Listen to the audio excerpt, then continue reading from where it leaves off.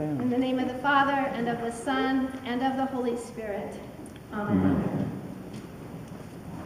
So there's been a big switch in the readings. Those of you who were paying attention, we've been reading through the Gospel according to Luke. And all of a sudden now we're here in the Gospel according to John. So there is a chord change and a completely different ending point. Each Gospel has important things to stress. And that's one of the joys of having four of them. You can see the difference between the four. And one of the differences in John in particular is that when we read the stories, we come away with the knowledge that Jesus Christ is somehow unified completely with God, and some people are able to see that, and most people are not.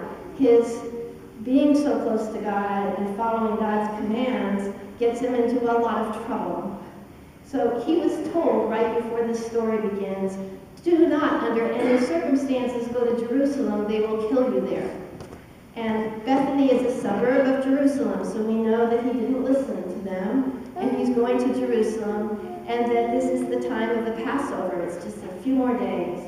So we know this is the end, and we're not the only ones who know. Mary of Bethany was introduced in the previous chapter, which we don't have in our reading today, but I'll fill you in. What happens in the previous chapter is that Jesus postpones going to visit his friends when he gets note or word that his dear friend Lazarus is near death. Please come and save him. And he actually makes the decision to not go. He delays on purpose because he sees ahead. He has vision into the future. He sees ahead that something important is going to happen if Lazarus dies. And so he moves in faith, unified with God's purpose for him, arrives 4 days late. Lazarus died 4 days before he gets there.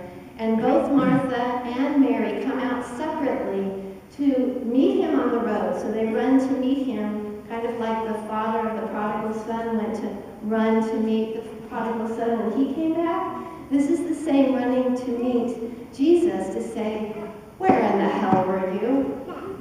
Both Martha and Mary are upset with Jesus, and they say so, and it's right there in what they say. If you had come in time, you could have saved him, which professes their faith in his healing abilities, true, but why didn't you come when we notified you in plenty of time? There's a little bit of anger there. And when Mary comes, first Martha comes and says that to Jesus, and then she goes back to the house and gets Mary. Mary goes, and with her goes all the people who were there in the house that were having this dinner with Lazarus. We can imagine this as quite a feast. A dead man rose from the dead and is having dinner with them.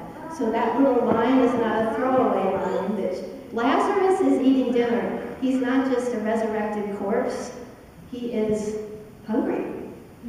He's hungry. He's been healed, so he's eating.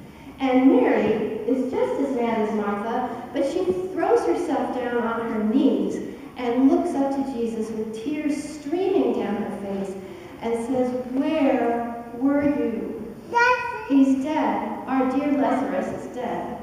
And seeing her tears and this worship position that she's in, fallen at his knees, he looks down at her and he sobs also. This is where Jesus is crying. So this is the motion that leads us into the next story. That Mary is worshiping Jesus in her sorrow. We're about to see her worship Jesus in a different way. Same Mary, same house, they're having dinner, and all of a sudden, here comes Mary with this jar of really expensive ointment that has the spice nard in it. I have some nard essential oil. It is not a pleasant smell, but it was a holy smell that obviously meant money to people. So she's slathering this stuff all over Jesus' feet, and we have this snarky comment from Judas Iscariot. And notice this author tells us that we're not to trust him. He steals from the common purse.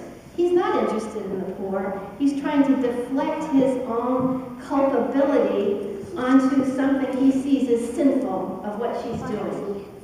Now, this reading is not to compare, is it more holy to give to the poor or to worship Jesus' feet. That's not what it's about at all. It's about the intent that we come to Christ. So her intent is, she knows very well that he is not going to survive much longer. This could be his last day. And as Christians, are we supposed to be prepared for our last day? Yes, and one of the ways that, I'm taking that as a yes. One of the ways that we prepare to be ready to die is to know that in worshiping Jesus Christ, any part of the day, any day, we are acknowledging that our death rests with him and that he is the one who will take us through death.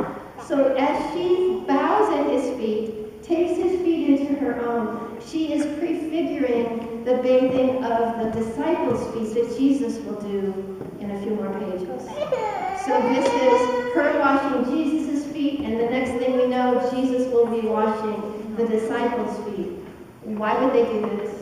Why are they washing feet? Well, the text says that she knows that he's about to die, so she's anointing his body. But in the Middle East, it is a sign of hospitality to wash the feet of your guests.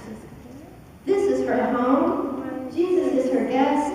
She is washing his feet, not just with water from the dust, but from this expensive oil. Again, it's like the father of the prodigal son who just gives lavishly to his son. We don't know where she got the money for the nard. It's probably from a collection she took.